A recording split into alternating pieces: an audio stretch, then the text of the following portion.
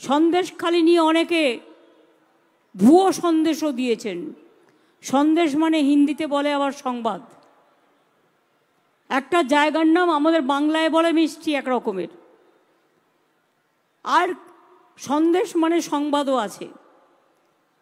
যেভাবে আপনারা কয়েকটা ঘটনা নিয়ে, হতেই পারে হাতের 5টা আঙুল তো সমান নয়, কিছু কিছু জায়গায় অনেক সময় আমাদের নলেজে থাকে না, যদি কোনো কিছু অন্যায় হয়েও থাকে সঙ্গে সঙ্গে আমাদের নলেজে আসলে আমরা সেটা অ্যাকশান নিই। এবং আমি তৃণমূল কংগ্রেস কর্মীদেরও গ্রেপ্তার করতে আমি কখনো কার্পণ্য বোধ করি না। আজকে বিজেপির কাজ একটাই, তৃণমূল কংগ্রেসদের কেস দাও, ইডি লাগাও, সিবিআই লাগাও, জেলে পুরে দাও, আর জোর করে ইলেকশনে যেত। আমি তাদের বলি, বাংলা নিয়ে আপনাদের তো गुस्सा কেন?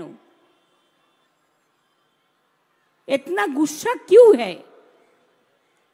बीजेपी अगर आप ऐसे ही जीत सकते हैं तो बदनाम क्यों करते हैं?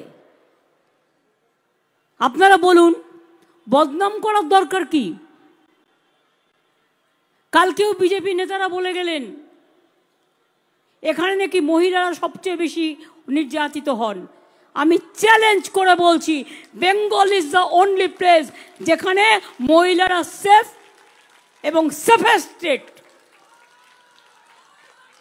বিহারে বিচার হয় না, ইউপিতে বিচার হয় না, রাজস্থানে বিচার হয় না, হাতরাসে বিচার হয় না।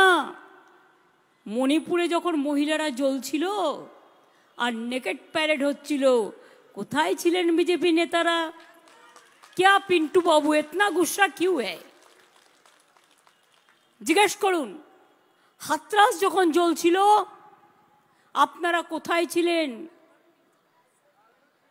हर तरह पिंटू बाबू को गुस्सा क्यों आता है बंगाल का ऊपर में, बंगाल का बेटी का ऊपर में?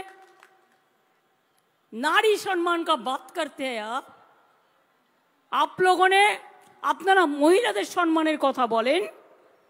সাক্ষী জল জ্যান্ত প্রমাণ, একজন বক্সার, আপনার পার্টির এমপি, তাকে নির্যাতন করার পরেও তাকে বক্সিং বোর্ডের চেয়ারম্যান করে দিলেন। লজ্জা করে না?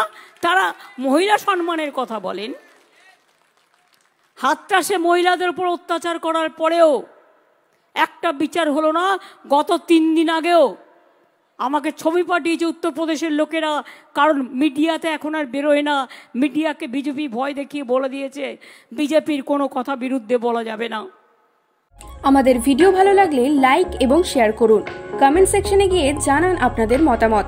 আরও ভিডিও পেতে আমাদের চ্যানেল সাবস্ক্রাইব করুন এবং প্রতি মুহূর্তে খবরের আপডেট পেতে প্রেস করুন বেল আইকন।